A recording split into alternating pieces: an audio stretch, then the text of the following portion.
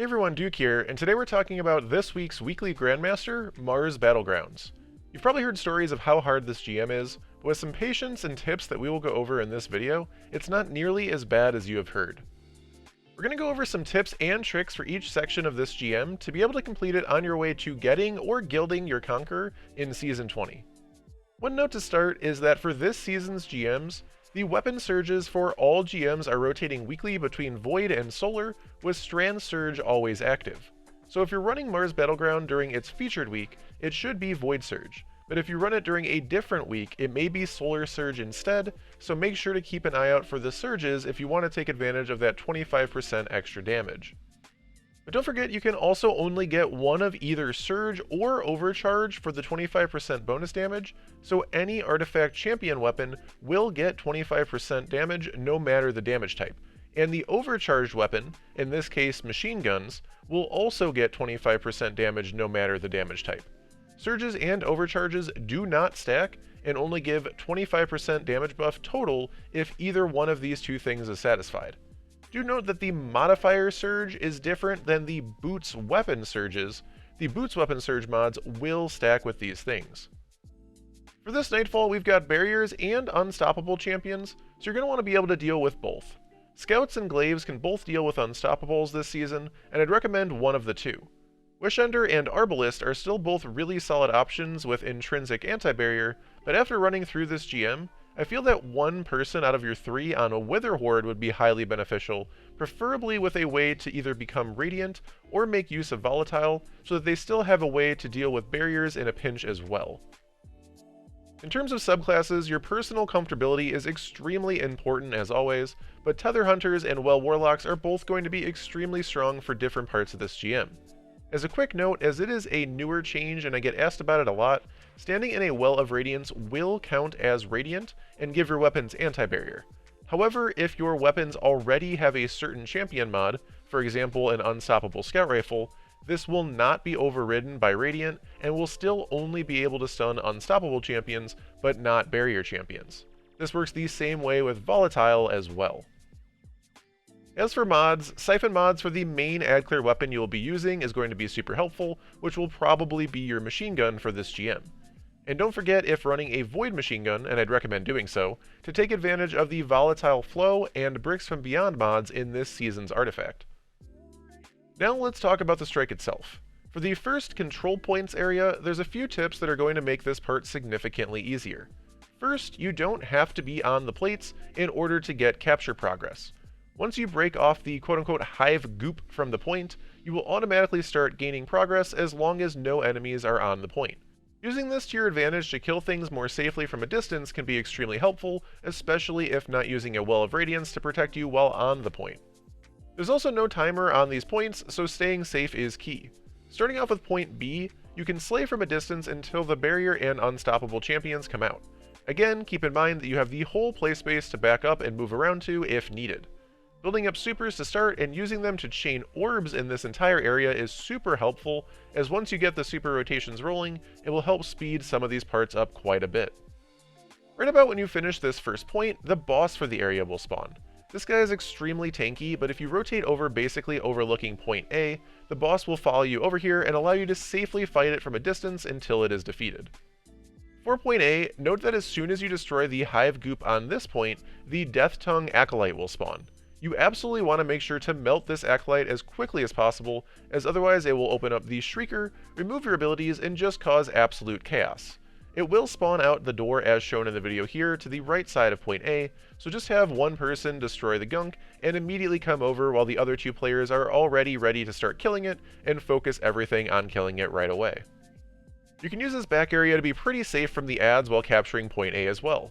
Do note that two Unstoppables will spawn and push forward in this section, but you'll have some range and cover on them when playing from the back here. At any point here, you can grab the heavy box to give yourself full heavy, but I'd recommend waiting to grab it until you really need it, as you will want to have quite a bit of heavy for the upcoming point C. For point C, you can once again clear enemies from a distance, but there isn't a super great vantage point for this one, so it's going to take a bit longer if doing this. Instead, if running a Well of Radiance, you can use it on the point itself and just add clear from here. There will be one unstoppable that spawns from the left side during this capture, with most of the piles of ads spawning more on the right side. Next, you're going to want to go into the building. Before going in here, you can grab any heavy you may still have lying around, and you will have a barrier and unstop to deal with right away. After defeating these and starting the ghost capture, you can once again play from far away from the capture, and there's a great vantage point up top by the windows. Do note that the progress can be stopped if the disruptors make it to the ghost, but you can just go over and kill them if this happens. 2 disruptors will spawn at 25, 50, and 75% on the capture progress, along with a barrier and unstoppable champion at the 25% mark, an unstoppable at 50% mark, and another barrier at the 75% mark.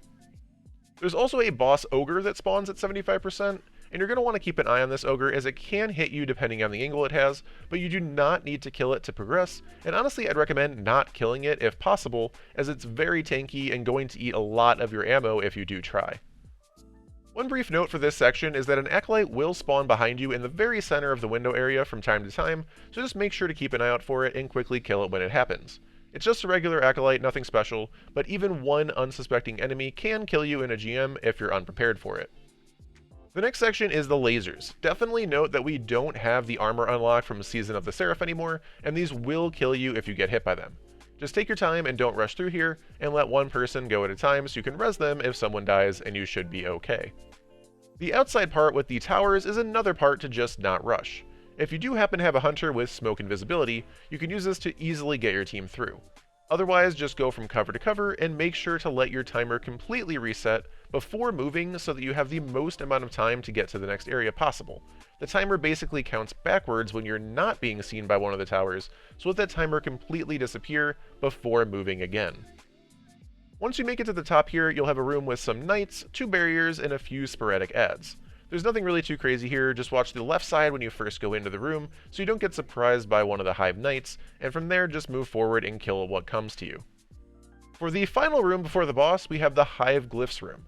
Now first, there is supposed to be a patch this week that makes these hive glyphs the same tankiness on all difficulties, which may make it so that you only need 2 lasers to pass and would make this part incredibly easy, but we will go over the whole thing in case it's still needed to have all 3 lasers.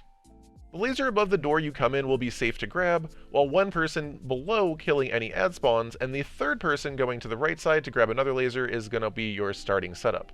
There are no ads anywhere on this right side, so these 2 lasers are extremely safe and should be used first to shoot the hive glyphs on the boss room door. Now if you still end up needing the third laser, we kept one person in the middle in order to keep clearing the ads that spawn from time to time, while the other 2 take the floating elevator to the left side. There's a number of ads over here that I'd recommend killing from a distance, as there's not a lot of room to maneuver once you get close. After killing these, you can grab the last laser and go back to the middle with it to shoot the final glyph and open the door. Do note that if you take too long to do this part and just let the timer run out, there will be extra champions that come out of the boss room door, and you will lose the heavy box that normally spawns here, so really make sure to not run out of time. Finally, we have the boss room. Before I talk about the strategy we used, do note there is a cheese for this boss room where you stand on this left pillar, and the boss will not be able to hit you from up here, and you can just shoot down at it safely. However, we're not going to be talking about that strategy in this video. Do note that this is where Witherhoard can really shine, as briefly mentioned earlier, to both do boss tick damage, as it is quite tanky, as well as using that tick damage to keep quote-unquote vision on the boss, as you'll be able to see those damage markers through different walls and wherever the boss goes, to easily know where the boss is more easily. Void classes will also be extremely strong here through Hunter's natural invisibility options, as well as the Fragment Echo of Obscurity, which gives invisibility on finishers for all Void subclasses. There's quite a few weak enemies that will be running around throughout this boss room, so finishers can be quite easy to come by and give you some extra safety in a pinch. Also note that Proximity Ward will pair great with this and is a mod I'd recommend even if not on Void, as this will give you a powerful overshield after every finisher and can also be used for additional safety. The overall strategy we used in this boss room is to just use slow damage to the boss, defeat any of the ads when they spawn in, and then go back to damaging the boss, all while staying somewhat triangulated in the room so that the boss had to move around a lot in order to get to any of us. Ads spawn in pretty slowly in waves as the boss takes damage, so if you're keeping up with defeating them, the ads never really get too overwhelming.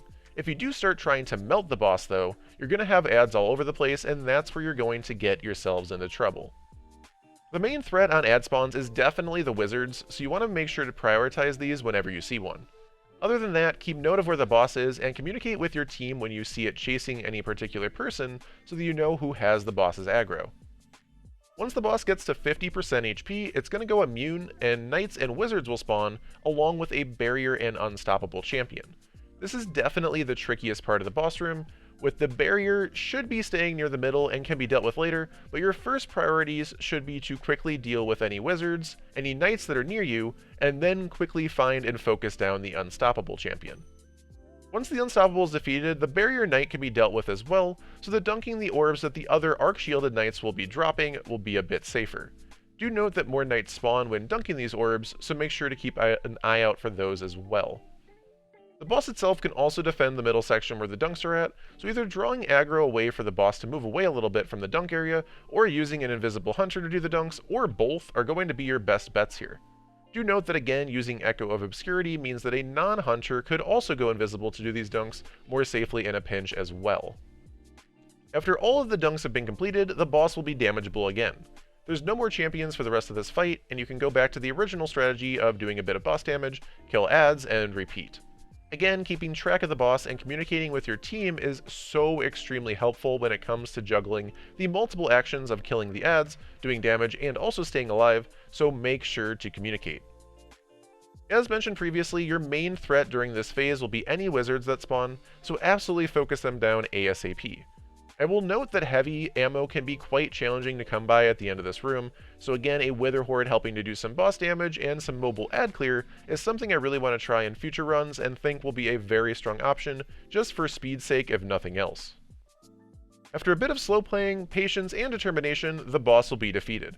Enjoy the loot and knowledge of completing the first ever Battleground turned Grandmaster Nightfall in Destiny history. I hope this detailed breakdown to the Mars Battleground GM was helpful towards acquiring your Conqueror seal this season. And as always, thank you so much for watching, and have a wonderful day.